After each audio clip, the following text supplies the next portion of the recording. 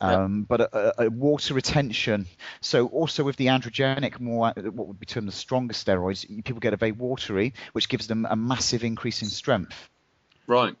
Okay, so then you've got on the other end of the steroid, you've got the very anabolic steroids, and they're the ones that kind of Linford Christie got caught for taking, which was Deca, which is considered very, very weak. Now they're purely anabolic, or mainly anabolic, in terms of all they really do is increase protein synthesis within the muscle cell. Right. Okay. Which of course is of a massive benefit when you're training to build muscle. Yep. So I started off with what would be termed very anabolic steroids, very low androgenic, and would be considered very weak. And I was expecting amazing results simply because it was a steroid, and I was naive. And after doing my first sort of was it about 10-week course, I think, very low dosage, I didn't really notice much of an effect, to be honest. Oh, right. So I mean, you noticed a small effect, but I was taking very mild, very low dosage, and only very weak anabolic steroids. So it was like the real baby of the baby stuff to take, and I noticed a very, very, very small effect. So then I kind of worked my way up, and it was about, I call it a course, because you do it for a period of time. That's the idea anyway.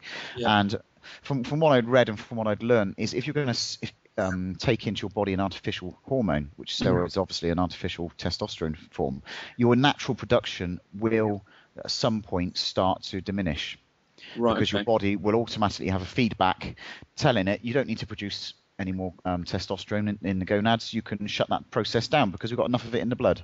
Sure.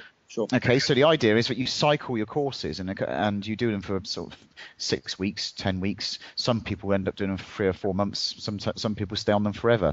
Now, I started off with the intentions, well, if I'm going to go on for 6 weeks, I'm going to stay off for 6 weeks. I'm going to go on for 6, stay off for 6. Whatever I went on for, I would stay off. And I stuck to that rule for about 5 years. Now, I started off, and then I started to experiment with it was a slightly stronger steroids, slightly more androgenic steroids. And after the second week of trying my second injection of a very popular androgenic steroid called testosterone ephenate, I only did 2 meals, which is a very low dosage, and I literally turned into a pizza. My skin just erupted with really deep acne, really nasty. Right. And I mean, I always had acne. I was very prone to acne. I had acne anyway. That's one of the reasons why people accused me of being on steroids when I wasn't, because I had good, reasonable muscle size and grew reasonably quick, and I had spots. So I can understand why they thought that, but it's simply not true. Sure. So it came quite clear I couldn't take anything strong. So I then experimented with like the strongest thing I could take without getting any side effects. And the dosage and what I took in the end was considered by most bodybuilders not worth taking. Sure. Now, the benefit to me, looking back at it, is that I would make very small gains. So I'd do something for 6 weeks, 8 weeks, and in that 6 to 8 weeks, I would increase in strength slightly, and I would get a little bit bigger and get a slight bit of shape increase. Then I would come off for the same amount of time, and I would maintain what I'd built. Right. Okay. And at the time, I was annoyed because I wanted to get as big as quickly as possible. And I thought, if only I could take the really strong stuff. I mean, I was living with a guy at the time. It was a very good friend, and he was taking 4 times the amount that I was taking. And that was when he was not taking much. Right. Okay. Blimey.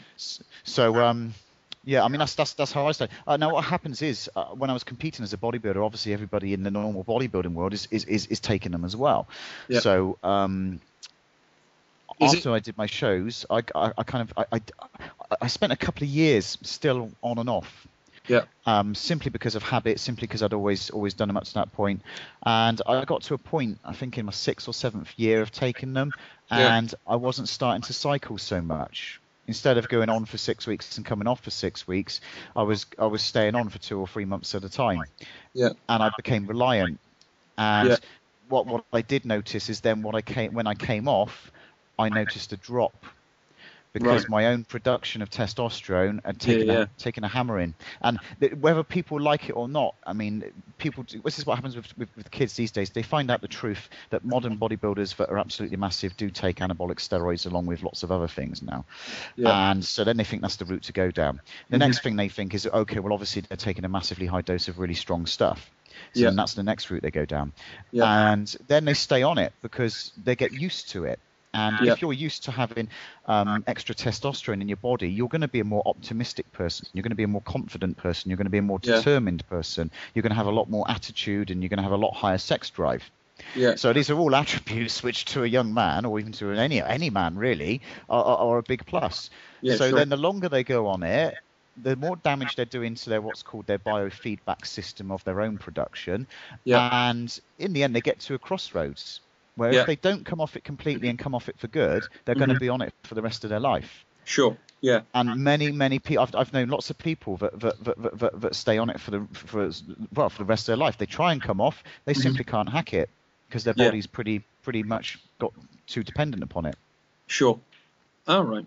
So that kind of, I mean, with regards to the sort of the bodybuilding industry or the circles or the network, you talked about most of them being on it, on the sort of steroids. Is it that prominent? Are there, you know, you hear about all like the like all the different sort of groups of bodybuilders. So you got vegan bodybuilders, you got sort of natural bodybuilders, you got bodybuilders that are sort of exclusively open about, you know, the amount of steroids they take, and they're a sort of maybe a group of people.